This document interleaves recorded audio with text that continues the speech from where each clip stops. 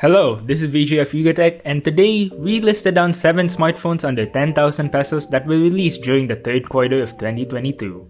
Do note that this list is in no particular order, so let's get right into it.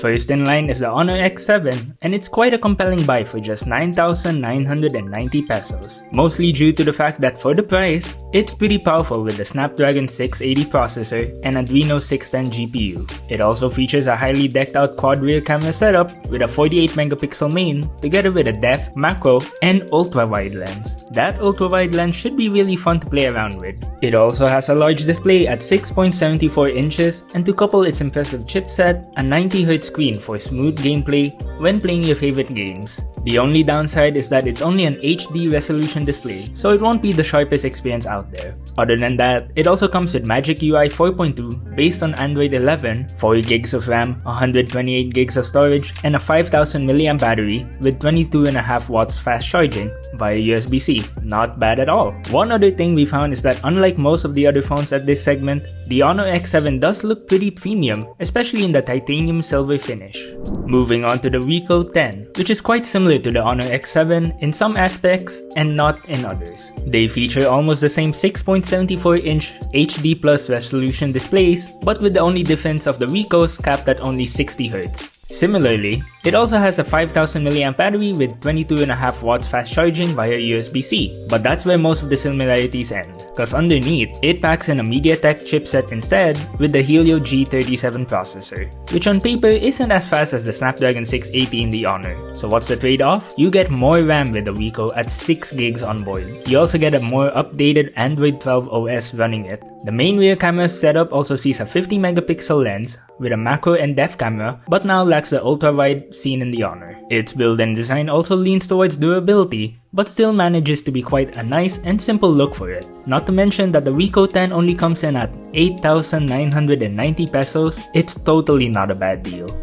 Next on the list is the Vivo Y16, and by a stretch, this has to be one of the best looking phones you can get at this price, especially with its glass-like back and drizzling gold colorway. And unlike the previous phones mentioned, the design also features flat edges that's more trendy nowadays and is also a little more comfortable to hold since it tends to not slip as much. But that's really up to one's preference. The biggest gripe we have with the Vivo Y16 is that it runs on an older chipset, the MediaTek Helio P35 to be exact, which actually still performs well and can actually keep up with the G37 in the Wiko, but we really would have wished to see a more updated chipset, especially considering it's 2022. Other than that, it comes with 4GB of RAM on board, while also having 1GB of extended RAM available, and it also packs 128GB of storage on board. It also features a pretty decent camera setup with a 13 megapixel main and 2 megapixel secondary lens, while up front is a 5 megapixel selfie camera.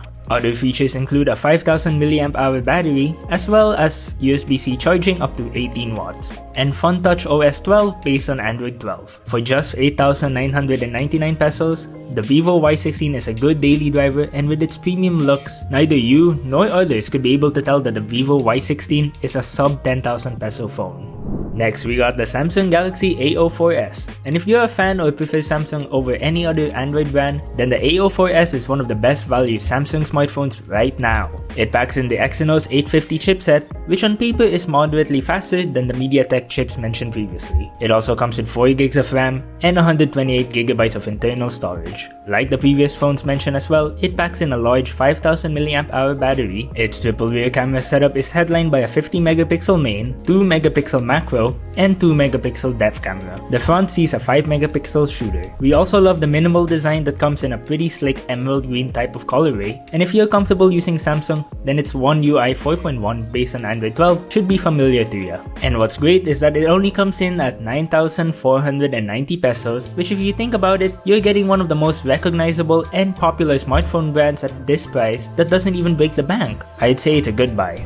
Next, we got our 2 new POCO smartphones, the POCO M5 and M5S. Both cost just under 10,000 pesos, but which one should you get? First, the similarities. Both share being spec'd up to 6 gigs of RAM and 128 gigs of storage. They also got a 3.5mm headphone jack, a 5000 mAh battery, and run on MIUI 13 based on Android 12. And that's where most of the similarities end, cause underneath, the M5 comes with the Helio G99, while the M5S the Helio G95, which if you can tell by the name, the slightly more affordable M5 actually comes with a faster chipset, strangely. However, the M5S has the M5 Beat in the display.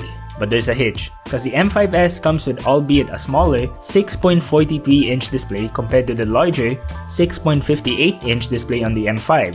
The M5S in turn comes with an AMOLED panel rather than the LCD panel on the M5. This means the M5S has a much better viewing experience with more vibrant colors and a higher peak brightness at 1100 nits compared to only 500 nits on the M5. Although the M5 does have a leg up against the M5S in gameplay, not just due to the slightly faster processor, but because its display can go up to a 90Hz refresh rate, while the M5S only up to 60Hz. But the M5S on the other hand has a better set of cameras. Its quad rear camera setup is on paper a much more flexible shooter, with a 64MP main, 2MP macro, depth sensor, and an 8MP ultra-wide, not to mention a 13MP front selfie camera. The M5 on the other hand comes with only a triple camera setup with a 50MP main and no ultra-wide, and also just a 5MP selfie camera. Another minor thing is that although they have the same battery capacities at 5000 mAh, the M5S charges faster at 33 watts compared to the 18 watts found on the M5. So here's our thoughts on which to get. If you're a gamer and smooth gameplay is most important to you,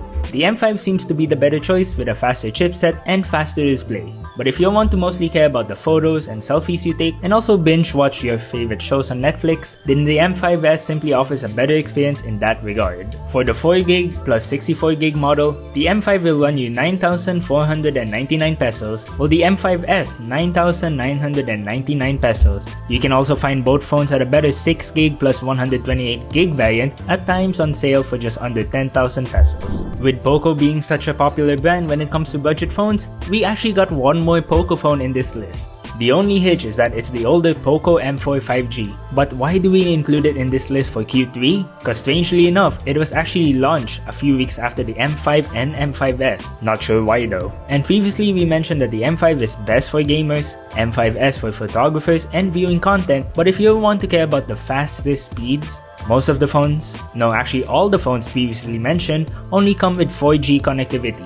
That's where the POCO M4 5G excels, since by the name itself, it has support for faster 5G connections. Other than 5G, it also packs in a similar display to the M5 with a 6.58-inch Full HD Plus display with a 90Hz refresh rate. It does pack in an older Dimensity 700, but on paper it keeps up with the new processors found on the M5 and M5S, while also running the latest MIUI 13. It also packs in a 5000 mAh battery with 18 watts fast charging. All things considered, if you can skip past the fact that the newer updated M5 and M5S are out, and couple that with having 5G as your top priority, then the POCO M4 5G is your best bet, coming at just 9,599 pesos for the 4GB and 64GB spec. So that's our list of smartphones under 10,000 pesos during the third quarter of 2022. Which one would you get? Let us know down in the comments. Be sure to show your support by leaving a like and subscribing to our channel, and make sure to also get the best tech news and reviews on yugatech.com, and follow our socials on Facebook, TikTok, Instagram, and Twitter. This has been VG of Yugatech. See you next quarter.